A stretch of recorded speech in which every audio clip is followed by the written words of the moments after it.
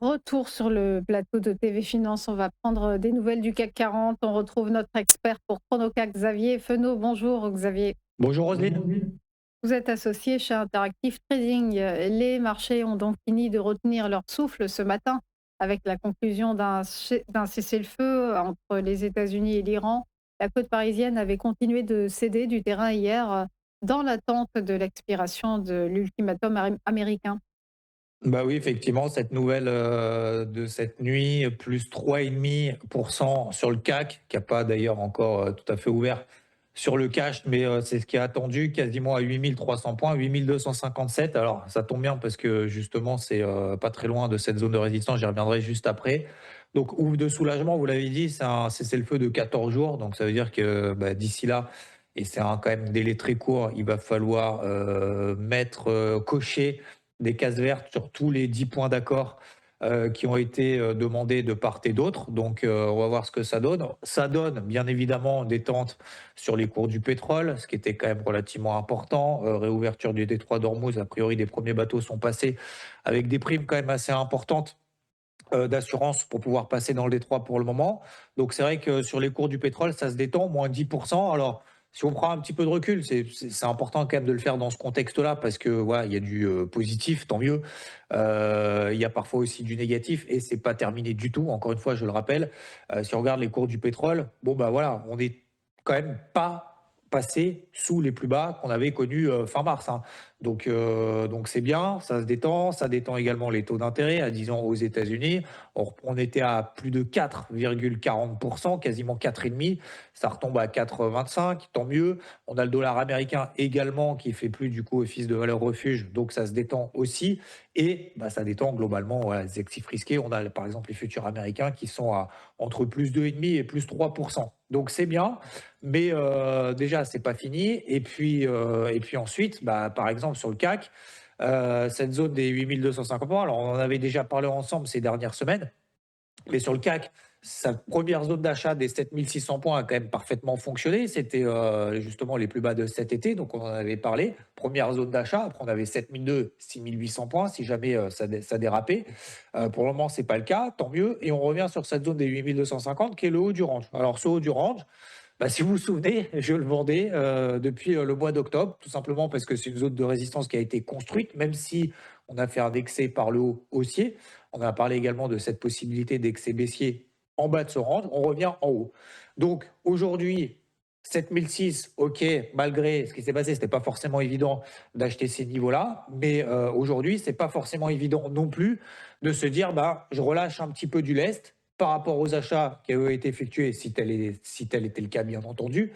Et a fortiori, bah, cette zone des 8 250 points sur laquelle on est sur le CAC, bah, pour moi, ce n'est pas une zone d'achat. Voilà, tout simplement. C'est plutôt une zone de vente. Alors là, on a un flux, bien évidemment, haussier. On a une news qui est pricée. On a un apaisement, que ce soit d'un point de vue géopolitique, qui, bien entendu, derrière drive les marchés détente, on l'a vu, du pétrole, des taux, du dollar américain. Mais c'est pas fini, donc il faut continuer à rester vigilant. Certes, on arrive à 8 250 points, on a l'impression que ça y est, tout va bien et c'est terminé. C'est absolument pas le cas dans les faits, et aussi cette volatilité qu'on a connue depuis ces derniers jours, ces dernières semaines, sur le CAC et sur l'ensemble de la finance mondiale, j'ai envie de dire.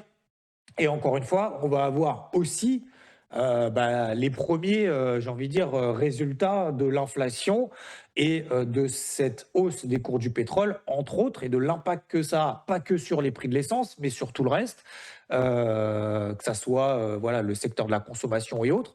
Les chiffres d'inflation vendredi aux États-Unis. Donc ça, ce sera quand même relativement, non, ce sera très important.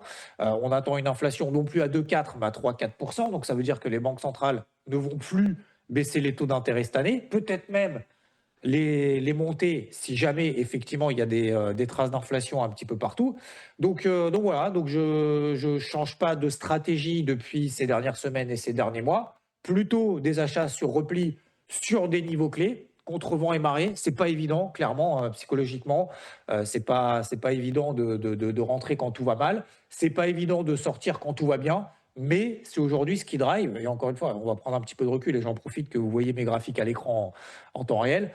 Si on prend un petit peu de recul sur le CAC, bah, finalement depuis 2023, c'est ce qu'on fait, hein. On fait un yo-yo entre, voilà 6 800, 8 000, 6 800, 8 000. Alors on a fait un petit excès aussi à 8 500, un excès à 7 600 qui est un premier niveau et on remonte là-haut. Donc je pense qu'il va falloir continuer à rester vigilant, continuer à travailler ces ranges-là et aujourd'hui, c'est pas parce que le CAC effectivement ce matin et à plus 3,5, quasiment plus 4%, que c'est forcément terminé. Donc il faut être progressif dans ses choix.